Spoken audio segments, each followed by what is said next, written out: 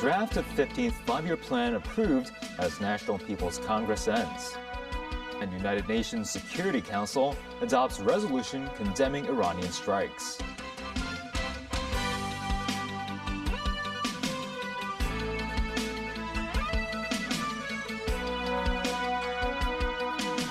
Good evening and welcome to TVB News. The session of the National People's Congress closed after 8 days, passing 11 resolutions, including the 15th five-year plan. Zhao Leji, chairman of the NPC Standing Committee, said that the plan will strengthen legal safeguards, leveraging the country's institutional strengths to ensure its goals are achieved. Secure Ip has more.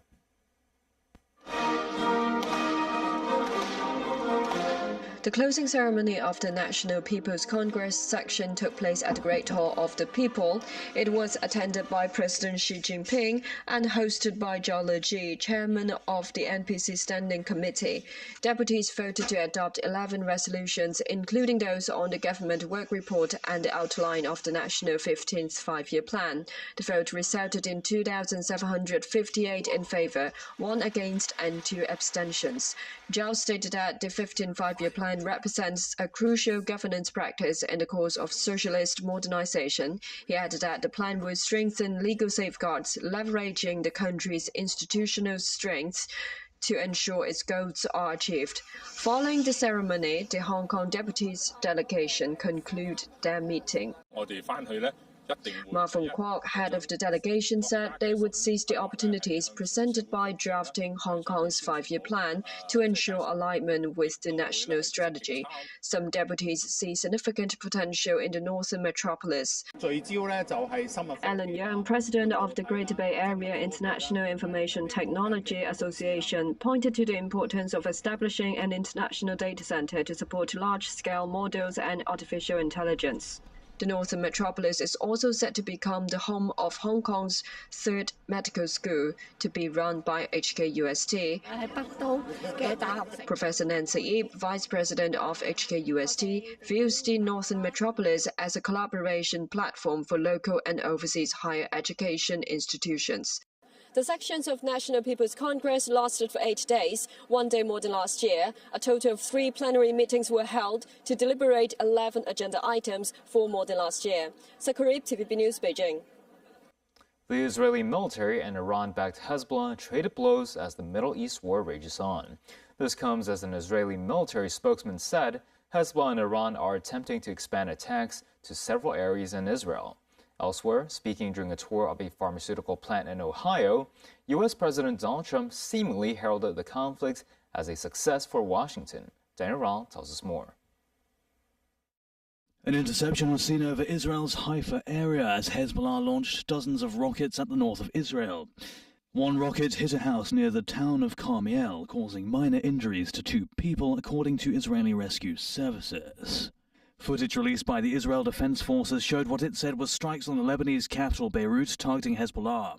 The IDF said among the targets struck were terrorist infrastructure, weapons storage facilities, central headquarters, and Iran's Islamic Revolutionary Guard Corps Air Force headquarters in Beirut.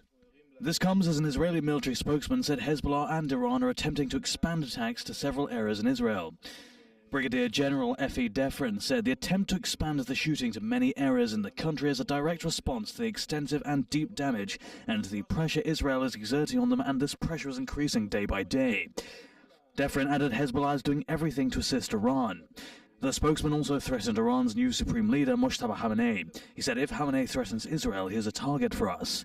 Elsewhere, during a tour of a pharmaceutical plant in Ohio, U.S. President Donald Trump seemingly heralded the Middle East conflict as a success for Washington.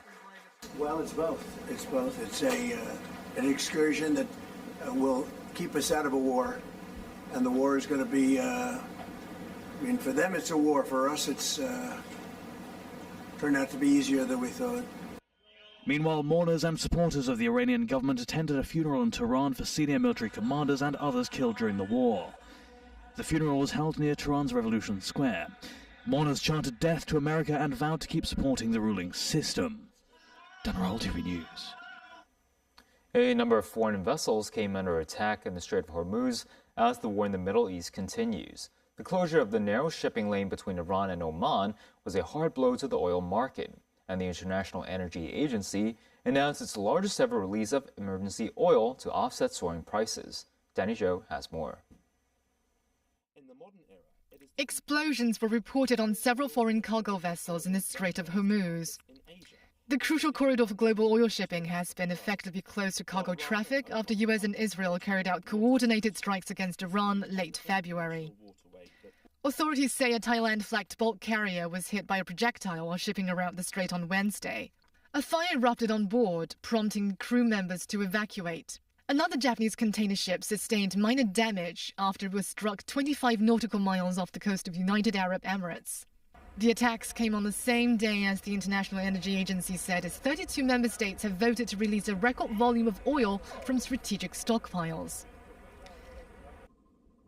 I can now announce that IEA countries have unanimously decided to launch the largest ever release of emergency oil stocks in our agency's history. IEA countries will be making 400 million barrels of oil available. I repeat, 400 million barrels of oil available to the market to offset the supply lost through the effective closure of the strait. Complying with the request, German and Japanese officials noted they would release their oil reserves to ease the supply and demand in the global energy market. Gulf nations have cut oil production by 10 million barrels per day, volume equal to almost 10% of all demand. And the losses were set to increase without rapid restart of shipping flows, according to the IEA. Iran has launched unrelenting strikes across the Middle East, saying oil infrastructure in neighboring countries would become its legitimate targets. A new attack was reported in Bahrain's Muharraq Governorate, which set a fuel tank on a facility on huge fire. Sirens sounded later in the morning with more incoming Iranian fire. Bahrain's military said it had intercepted more than 170 drones and over 100 missiles since the start of the war. Qatari Prime Minister Sheikh Mohammed bin Abdulrahman Al Thani addressed in a cabinet meeting in Doha that Iranian hostilities had not been limited to military targets but also struck civilian sites. He called for resilience to withstand the hardship as the region is going through grave circumstances. Danny Zhou, TVB News. The United Nations Security Council has voted on 2 competing draft resolutions regarding the current crisis in the Middle East. A Bahrain-led resolution won the support of more than 130 member states and was adopted in an overwhelming vote of 13-0. China and Russia abstained from Wednesday's voting. The draft text urged Iran to immediately cease strikes targeting the Gulf Cooperation Council countries as well as Jordan, and determined such act constitute a breach of international law. Will those in favor of the draft resolution contained in document S/2026/155 please raise their hand? Will those against the resolution please raise their hand? Will those who abstain please raise their hand? This resolution is a manifest injustice against my country, the main victim of a clear act of aggression. As long as the Security Council remains unable to fulfill its responsibility to maintain international peace and security, Iran has no choice but to continue to exercise its inherent right to self-defense. Earlier, the Council rejected a Russian-sponsored proposal condemning Israeli-U.S. attacks and calling on all parties to immediately halt military activities in the region. Chinese envoy Fu Tong expressed regret that the principled and balanced draft was not adopted. He said the Iran war should not have happened, adding it had neither legitimacy nor legal basis, and armed conflicts will only breed new crises. China will continue its efforts to strive for peace, he said. Speaking at Joint Base Andrews, Maryland, U.S. President Donald Trump responded to a reporter asking whether he had heard about a possible Iranian revenge plot in California. A bulletin had been put out by some authorities in the U.S. state, speculating such an attack could potentially involve a boat launching drones. Trump said it's being investigated. It's being investigated, but you have a lot of things happening, and all we can do is take them as they come. And the war itself is being prosecuted. as well as anybody has ever seen. And this is other countries telling me too. Big countries, powerful countries, they said they've never seen anything like it.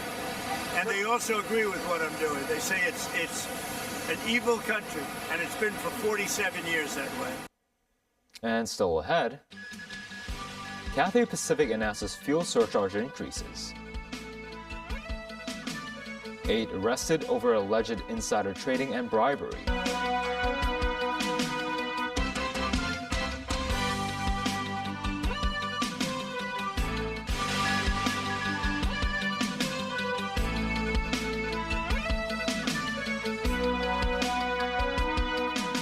Welcome back.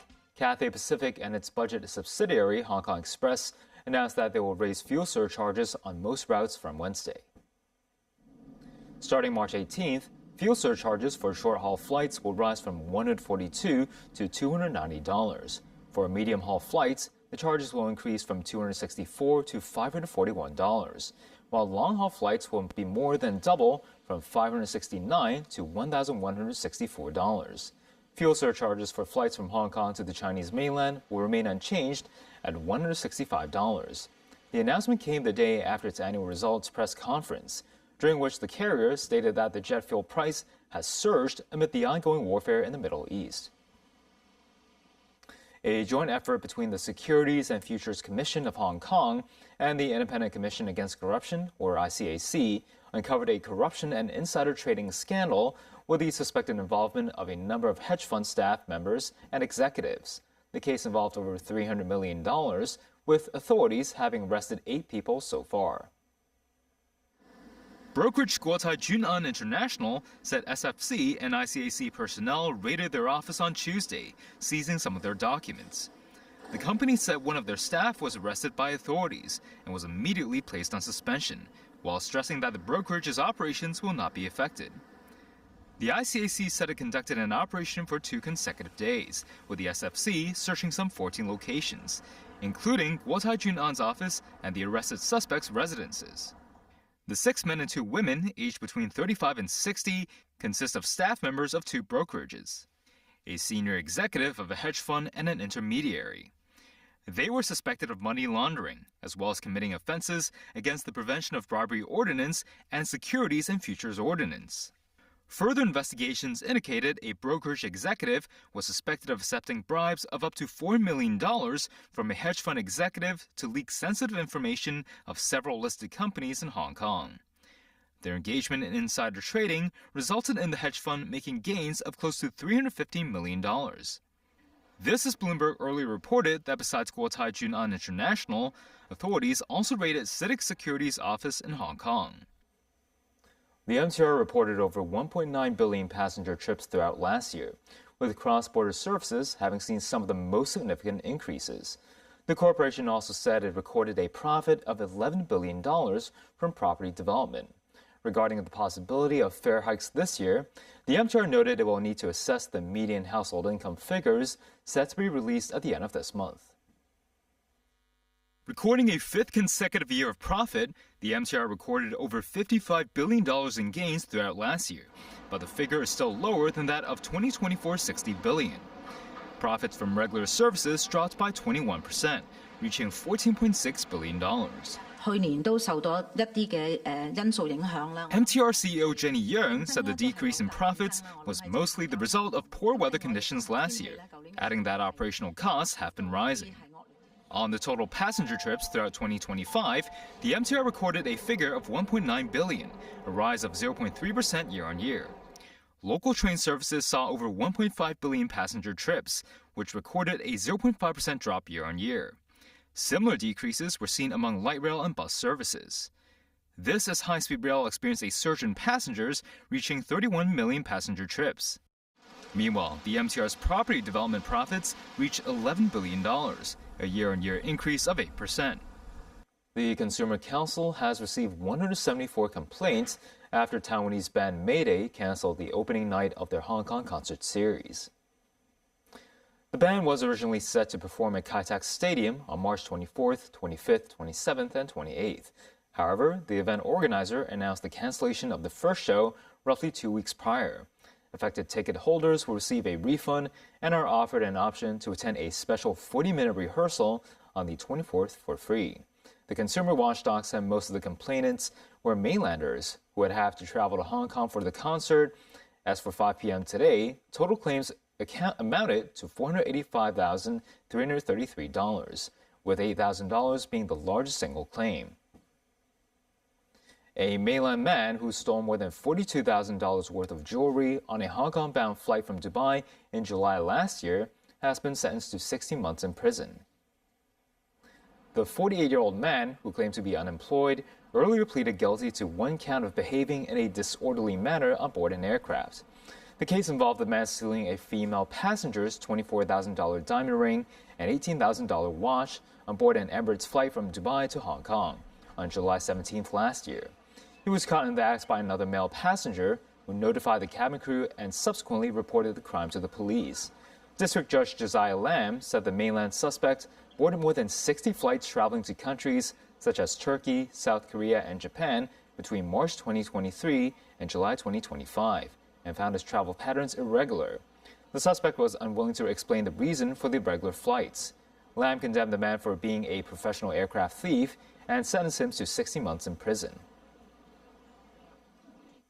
A research team at the Hong Kong Polytechnic University has developed an all-acoustics brain-computer interface system. It offers a non-invasive treatment for patients. An aging population is often accompanied by an increase in age-related disorders, such as Parkinson's disease. Developed by the PolyU, this device featured a transcranial sparse ultrasound array, comprising more than 128 individual transducer elements. It is paired with a custom driving system capable of independently controlling each channel for precise manipulation of the acoustic field. The gear can modulate brain cells by utilizing ultrasound to achieve non-invasive treatment for relieving Parkinsonian symptoms. Mainland Chinese courts have attached greater importance to preventing ecological and environmental damage, according to a judge from the Supreme People's Court, or SPC. Courts at all levels issued 208 bans for ecological protection in 2025. According to the work report delivered by Zhang Jun, SPC president at the second plenary meeting of the fourth session of the 14th National People's Congress on Monday. Wu Zhaoxiang, chief judge of the SPC's Environment and Resource Division, said that in terms of ecological protection, the issuance of these bans in advance is more effective than post-event remedies, as such damage is always irreversible. In terms of post-judgment remedy, the courts regard the determination of a restoration plan as an important part of the trial of public interest litigation cases. These remedies include a regreening, fish stocking, rewilding, and reintroduction. And that's the news. Thanks for watching.